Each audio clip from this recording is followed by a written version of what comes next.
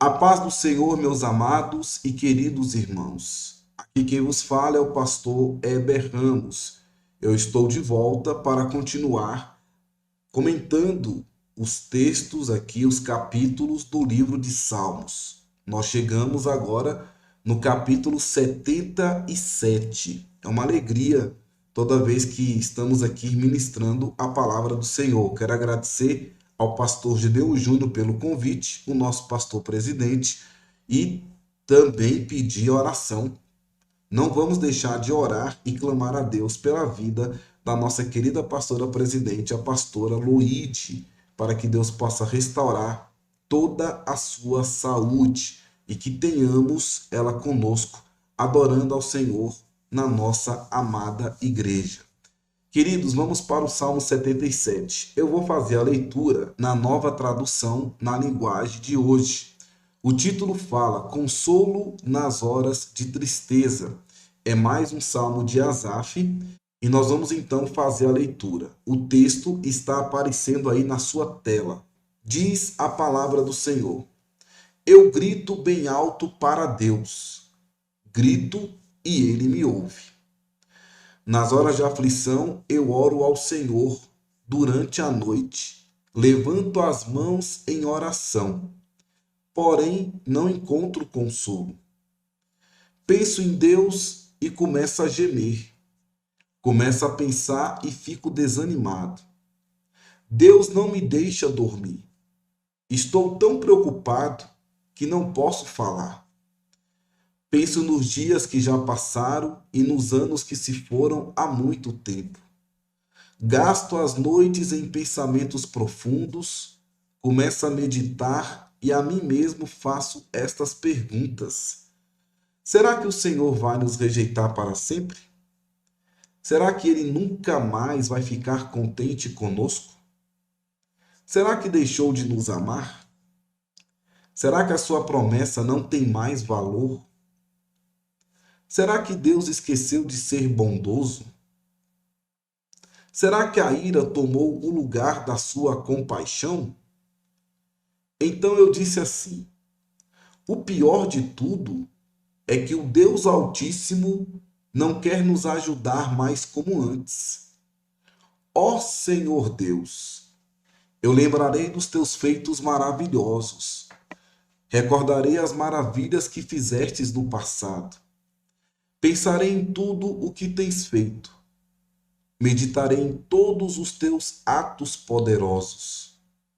Ó Deus, tudo o que fazes é santo. Não há Deus que seja tão grande como o nosso Deus. Tu és o Deus que faz milagres. Tu tens mostrado o teu poder entre as nações. Pela tua força salvastes o teu povo, os descendentes de Jacó e de José. Ó Deus, quando as águas te viram, ficaram com medo. As águas profundas do mar tremeram. As nuvens derramaram chuva.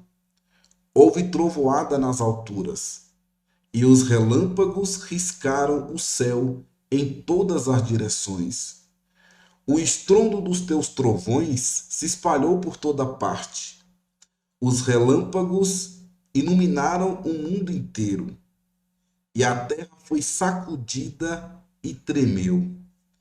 Tu andastes pelo meio do mar, abristes caminho no oceano profundo, mas ninguém viu as marcas dos teus pés. Como um pastor, dirigistes o teu povo pelas mãos de Moisés e de Arão. Muito bem, queridos, estamos aqui em mais um salmo de Asaf. Estamos comentando aqui o livro de número 3. Nós já explicamos isso em estudos anteriores.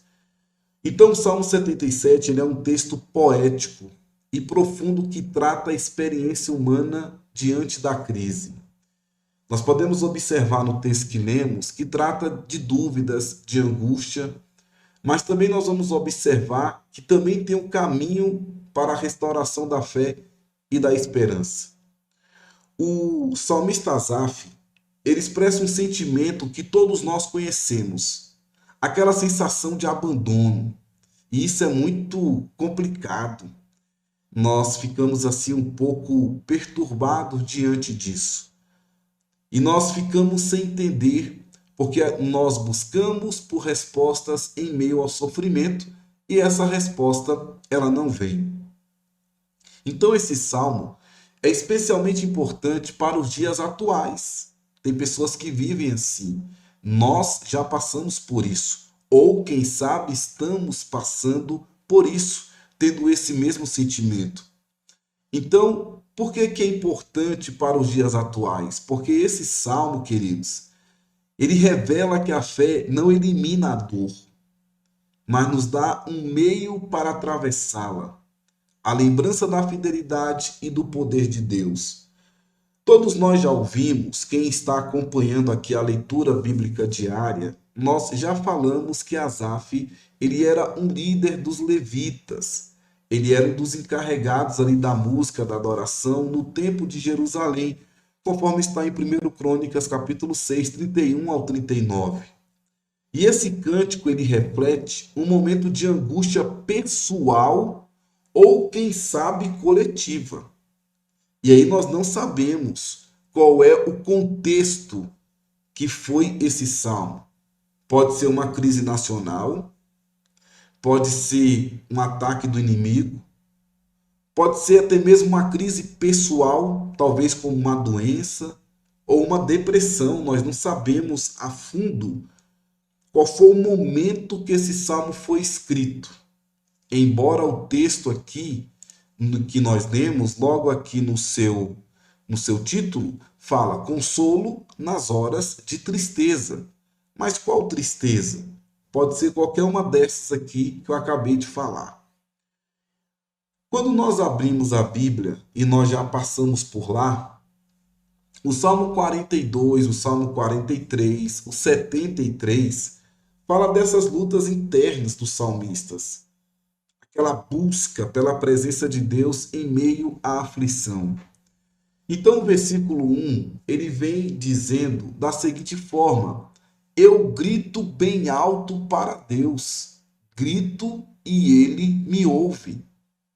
Nas horas de aflição, eu oro ao Senhor durante a noite. Levanto as mãos em oração, porém não encontro consolo. Aqui o salmista mostra o primeiro passo na dor: levar a aflição a Deus. Ele não se esconde, não finge que está tudo bem, mas leva o peso da alma ao Senhor. E como é que está a sua vida hoje? Como é que está o seu coração diante de Deus nesta manhã, ou nesta tarde, ou nessa noite, ou nesta madrugada? Faça aí uma análise, um check-up, faça um autoexame e veja como é que está o seu coração. O salmista continua: nos dias da minha angústia busquei ao Senhor.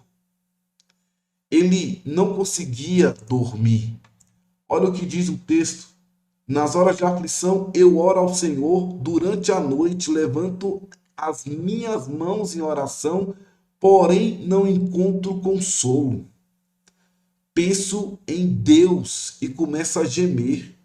Começo a pensar e fico desanimado. Deus não me deixa dormir. Estou tão preocupado que não posso falar. Então o salmista, ele fala que a dor dele era tão grande, que estava roubando o sono. E aí o salmista tenta lembrar dos dias passados, das bênçãos recebidas, mas não encontra conforto imediato. Tamanha é a dor aqui de Asaf. E aí muitas das vezes nós vivemos assim. O sono vai embora porque as preocupações são grandes demais. Mas o importante e o interessante e o correto, queridos, é descansar no Senhor, é dormir e confiar que Deus vai agir em todas as situações. A Bíblia diz aqui nos versículos 7 ao 9: acaso rejeitou o Senhor para sempre e nunca mais se compadecerá? A dúvida, queridos, ela é natural. Nós podemos duvidar, nós duvidamos de muitas coisas. Isso não é anormal, isso é tranquilo, é normal. Até os homens de fé mais sinceros enfrentaram momentos em que questionaram o amor e a presença de Deus. Então, ele ficou com muitas dúvidas aqui, conforme está no versículo 7. Será que o Senhor vai nos rejeitar para sempre? Será que ele nunca mais vai ficar contente conosco? Olha só o tanto de perguntas que o salmista faz. Será que deixou de nos amar? Será que a sua promessa não tem mais valor? Será que Deus esqueceu de ser bondoso? Será que a ira tomou o lugar da sua compaixão? Então ele começa a fazer aqui vários questionamentos. E quem sabe você também já fez ou está fazendo os mesmos questionamentos diante das lutas e das dificuldades. Então, a dúvida, ela é natural. Mas quando a gente começa a falar, a duvidar do próprio Deus, aí é muito preocupante. Nós temos que ter fé que Deus irá abençoar a nossa vida. E aí, a partir do versículo 10, ele já muda de foco. O versículo 10 ele fala: Então eu disse assim, o pior de tudo é que o Deus Altíssimo não quer nos ajudar mais como antes. Então ele começou a lembrar do passado.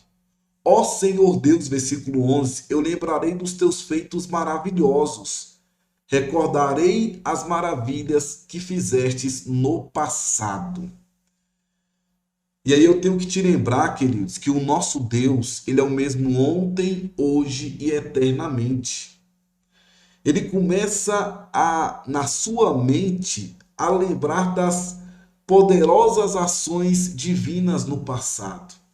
Nós temos essa mania de falar no passado é que Deus operava. Lembra que no passado os cultos eram avivados, as muletas eram levantadas porque os paralíticos andavam, os mancos recebiam a cura, Deus dava visão aos cegos, dava audição aos surdos, Deus fazia milagre, acontecia. Nós temos essa mania de querer lembrar do passado e pensar que Deus agia só no passado, que o Deus do passado é um, o Deus do presente é outro, e que o Deus do presente, ele não age, ele não faz milagres, de vez em quando é que um milagre acontece. Então nós não estamos vivendo naquele tempo maravilhoso, naqueles tempos gloriosos, porque o tempo de hoje é um tempo de frieza, é um tempo de afastamento espiritual, é um tempo de incredulidade, por isso Deus não age. E isso é uma mentira, porque a Bíblia diz que Deus é o mesmo ontem, hoje e eternamente. Se nós acreditarmos, irá acontecer milagre da mesma forma. Então ele muda de foco, porque ele começa a lembrar do passado, e ele vai continuando aqui no versículo 16, dizendo o seguinte: ó Deus, quando as águas te viram, ficaram com medo. As águas profundas do mar tremeram. As nuvens derramaram chuva, houve trovoada nas alturas, e os relâmpagos riscaram o céu em todas as direções. Ele começa a observar aqui a grandeza de Deus. Ele começa a ver como que Deus é poderoso, como que Deus é maravilhoso. E ele fala sobre a travessia do Mar Vermelho, a liderança de Moisés, a lembrança das ações históricas de Deus, e ele viu que tudo isso trazia esperança e confiança renovada. Quais são, então, as lições que podemos retirar desse salmo? Em primeiro lugar, a oração na angústia.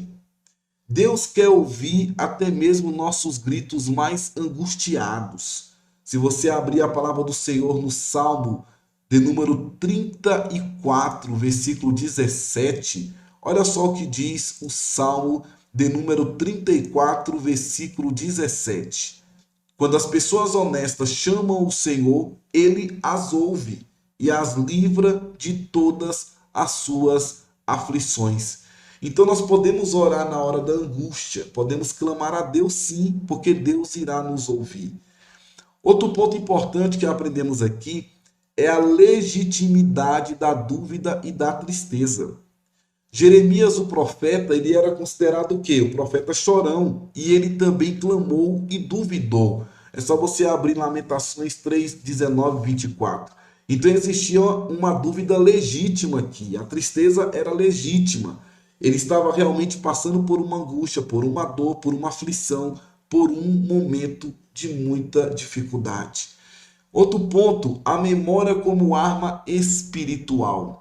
É importante que nós possamos guardar na mente e no coração as obras do Senhor, porque isso, queridos, é um ato de fé que fortalece o espírito. É importante nós lembrarmos, mas nós não vamos viver como saudosistas. Nós vamos confiar em Deus e confiar que Deus irá nos abençoar da mesma forma.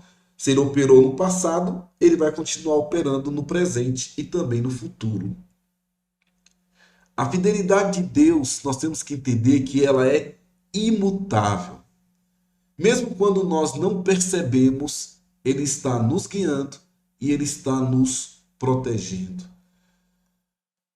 E aí nós podemos dizer o seguinte: em momentos difíceis, nós não podemos nos isolar.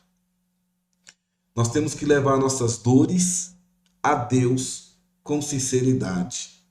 Então, não se isole, meu amado irmão e minha amada irmã. Leve suas dores a Deus, clame com sinceridade e Deus vai te ouvir. Temos que desenvolver o hábito de recordar as bênçãos e livramentos já experimentados. Se houver um culto de testemunhos, como já aconteceu, nós já tivemos aí um culto o dia inteiro na presença do Senhor. Isso é realizado no final do ano. Começa ali o culto 9 horas e termina só à noite. E vários testemunhos são contados. Então, nós vamos fazer o quê? Recordar os livramentos, as experiências que tivemos. E vai ser uma grande bênção para aqueles que estarão ouvindo, porque vai aumentar a sua fé. Nós temos que buscar apoio na palavra, em irmãos na fé, porque esses irmãos na fé que já passaram por esses livramentos, que passaram por esses testemunhos maravilhosos, irão fazer o que conosco? Irão simplesmente lembrar das promessas divinas. Dizer que nós temos promessas de Deus. Até um hino bem bonito e um hino bem antigo. Quem tem promessas de Deus é vencedor. É um hino bastante bonito. Quem tem promessas de Deus é vencedor. Quando o ouro é provado, ele passa pelo fogo. Mas quando o homem é provado, está nas mãos de Deus. O homem é o vaso e Deus é o oleiro. E ele começa a falar nesse hino: quem tem promessas de Deus é realmente um vencedor. Então você é vencedor, meu irmão? Você é vencedora, minha irmã? Nós podemos confiar em Deus e acreditar no Deus Todo-Poderoso. Então nós temos que fazer o quê? Encorajar os nossos irmãos a ser transparente nas dificuldades. Não adianta querer esconder de Deus. Deus sabe exatamente aquilo que nós estamos passando.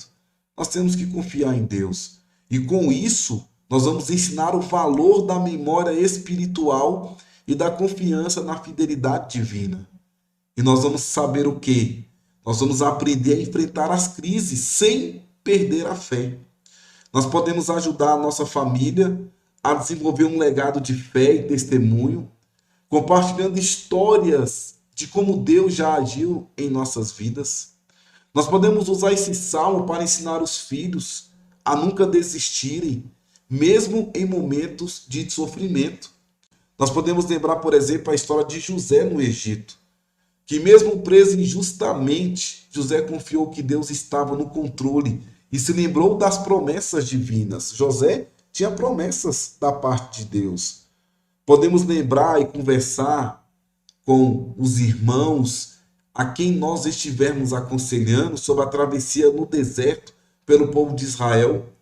Vimos ali que existe uma longa provação que não anulou a presença de Deus, mas pelo contrário ensinou o povo a confiar. Nós podemos mostrar para uma pessoa que enfrenta uma doença grave mas que se apega a testemunhos anteriores de cura e cuidado divino. Então observa que as bênçãos do passado, o que Deus fez no passado, vai servir no momentos de lutas aqui agora. E aí nós temos várias conexões bíblicas aqui. O Salmo 42, versículo 11 diz: Por que estás abatida, ó minha alma? Tem até o hino, né? Por que está abatida, ó minha alma? Espera em Deus, confia em Deus. Porque se perturbas diante de mim, confia e espera em Deus. Isaías 40, 31 fala: Mas os que esperam no Senhor renovarão as suas forças.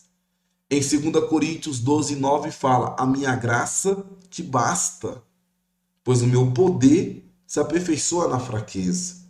Hebreus 11, 1. Ora, a fé é a certeza das coisas que se esperam e a convicção dos fatos que não se veem. Então, queridos, é um salmo muito importante para as nossas vidas, porque o Salmo 77 nos desafia a não fugir da angústia, mas enfrentá-la como uma arma poderosa. A memória da fidelidade de Deus, em meio à dúvida e ao desânimo, podemos renovar nossa esperança ao lembrarmos que o Deus que guiou Israel pelo mar aberto e sustentou Moisés e Arão é o mesmo que guia e sustenta você hoje. E eu quero finalizar com uma ilustração que eu vi hoje na internet. Um pastor pegou uma garrafa com água e pediu para o outro espremer, abriu a tampa, né, da garrafa e falou: se eu espremer essa garrafa, o que vai sair daqui de dentro? E o rapaz ficou olhando para ele e falou assim: vai sair água. Ele falou: sim, vai sair água. Se eu espremer aqui, vai sair água. Por que vai sair água da garrafa? Porque dentro da garrafa tem o quê? Água. Então vai sair o que tem dentro, água. Aí ele falou: assim somos nós. Se alguém nos espremer, o que vai sair daqui de dentro? Se sair reclamação, se sair incredulidade, se sair desconfiança, se sair murmuração, é o que tem dentro. O que tem dentro é o que sai. E aí ele falou: se sair de nós confiança, fé, esperança, então quer dizer que nós estamos cheios disso. A Bíblia fala, inclusive, sobre isso. A boca fala do que o coração está cheio. Então nós temos que mostrar que nós estamos cheios de Deus. A angústia vai vir, o problema vai vir, a dificuldade vai estar conosco. Teremos um dia mau, esse dia vai vir. Se não chegou, vai chegar. Se você está passando por ele, confia no Senhor e Deus vai te abençoar grandemente. Então, meus amados, terminamos aqui o Salmo 77. Espero que Deus tenha falado contigo, que Deus possa te abençoar nesse dia. Amanhã, se Deus permitir, retornaremos aqui para comentar o Salmo de número 78. Um forte abraço, fique com Deus e a paz do Senhor Jesus. Amém.